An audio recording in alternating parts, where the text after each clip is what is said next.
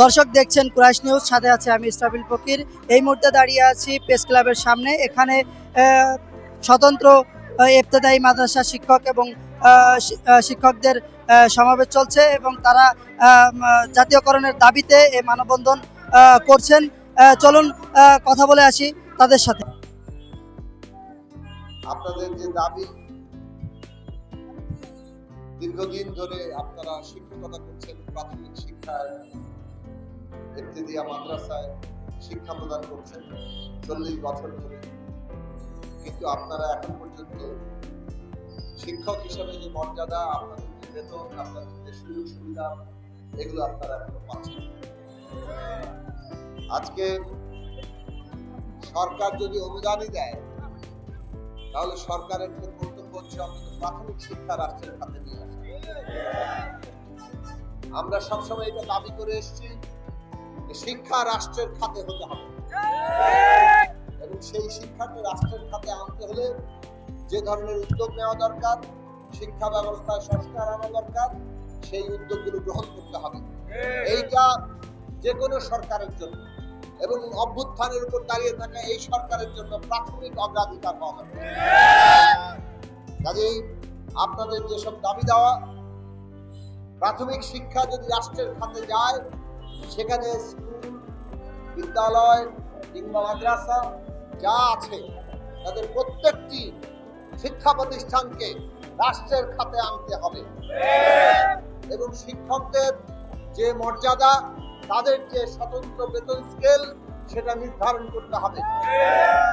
শিক্ষকদের কাছ থেকে যদি আমরা আমাদের দেশের এই যে নতুন প্রজন্ম, যারা এই জনগোষ্ঠীর ভবিষ্যৎ কারিগর হয়ে উঠবে, তাদেরকে যদি আমরা যথার্থভাবে গড়ে তুলতে চাই, তাহলে যারা তাদেরকে গড়ে তুলবে, সেই শিক্ষকরা, তাদেরকে মর্যাদা দিতে হবে, তাদের সমস্ত দাবি দাওয়া পূরণ করতে হবে।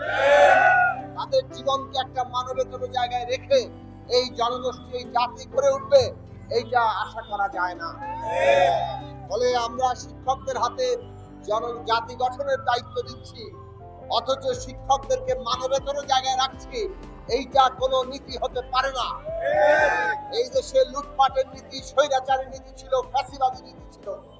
গণতান্ত্রিক নীতি মানে হচ্ছে বাংলাদেশের সকল শিশু শিক্ষা পাবে, তারা শিক্ষা একটা অধিকার হিসেবে তাদের নিজেদের গড়ে ওঠার সমস্ত সুযোগ সুবিধা নিয়ে তারা বড় হবে, সেই জায়গা রাষ্ট্র নিশ্চিত করবে এবং সেই কাজের সবচেয়ে বড় কারিগর আপনারা শিক্ষকরা। আপনাদের প্রতি জাতির কৃতজ্ঞ থাকা দরকার। কিন্তু আমরা দেখছি বাংলাদেশের শিক্ষকরা একটা মানবেতর জায়গায় আছেন, বিশেষভাবে প্রাথমিক, মাধ্যমিক বিভিন্ন জায়গায়। কেউ বদলি হতে পারছেন না, কেউ তাদের বেতন পাচ্ছেন না, কেউ তাদের মর্যাদা পাচ্ছেন না।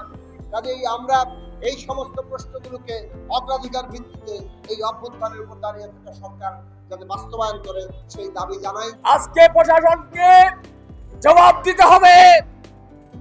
আমার শিক্ষকরা শিক্ষা প্রতিষ্ঠানে থাকার কথা, শিক্ষা প্রতিষ্ঠান বন্ধ করে রাজপথে গেল, এর জবাব শিক্ষা প্রশাসনকে অবশ্যই দিতে হবে। কি বলেন ভাই আমার?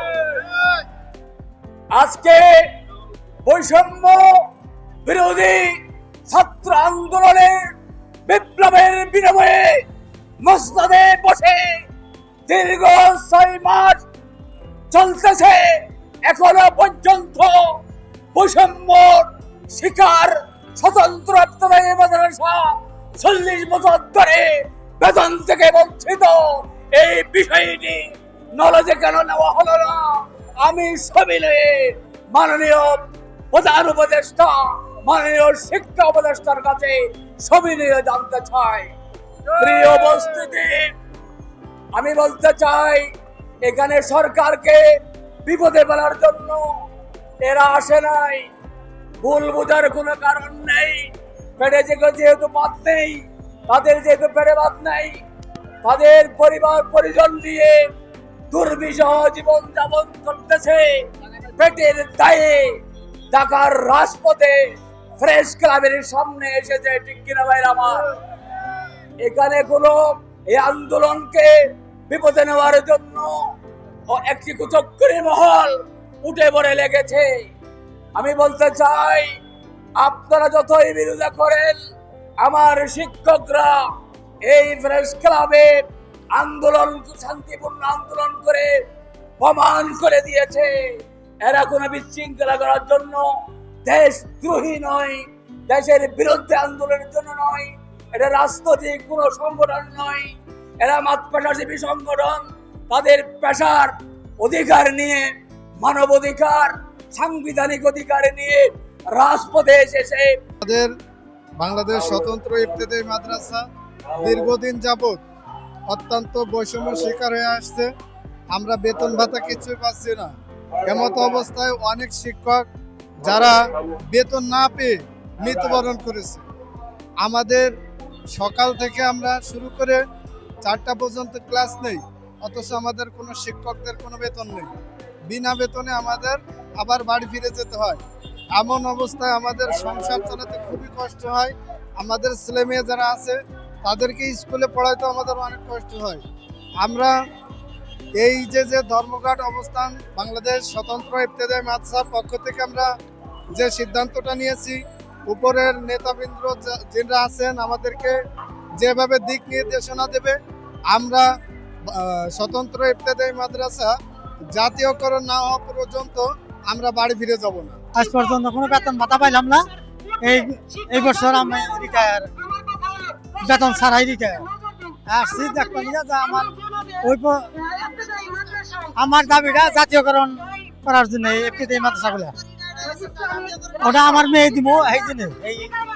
আমি 1990 সালে এই মাদ্রাসায় প্রতিষ্ঠিত হয়েছি এবং অদ্য পর্যন্ত কোনো বিল ভাতা পাই নাই। বিএনপির আমলে আমরা শিক্ষার বিনিময়ে খাদ্য পাইছি, কিন্তু আমাদের ছাত্রদের জন্য, কিন্তু শিক্ষকের জন্য কোনো মূল্যায়ন করা হয় নাই। এতে আমরা 2002 সালে উপবৃত্তি বন্ধ হওয়ার পরে খুব মানবতা জীবন যাপন করতেছি, খুব কষ্টে আমাদের দিন কাটতেছে। অত সরকার আমাদের প্রতি কোনো কার্যক্রম গ্রহণ করে নাই। আমরা বহু আন্দোলন করেছি, আন্দোলনে কোনো সুফল আমরা পাই নাই। আমি জাতীয়করণ চাই, এই দাবিতে এই জাতীয় প্রেস ক্লাবে উপস্থিত হইলাম। যতক্ষণ পর্যন্ত জাতীয়করণ না ঘোষণা না দেবে ততক্ষণ পর্যন্ত আমরা মাঠ ছাড়বো না। আমার নাম মুক্তা, আমি ভোলা জেলা মনপুরা থানা থেকে আসছি। আমি একজন সহকারী শিক্ষিকা। আমি চাই সকল ইবতেদায়ী মাদ্রাসা জাতীয়করণ করা হোক, কারণ আমরা বারবার আসি, অনেক দূর থেকে আসি, এখানে আমাদের থাকার ব্যবস্থা ভালো পাই না। আমরা বোর্ডিং এ থাকতে, আমরা টাকাগুলো পাই কই? যেহেতু আমরা বিনা বেতনে চাকরি করতে হয়, তাহলে আমরা টাকাটা কোথায় পাই?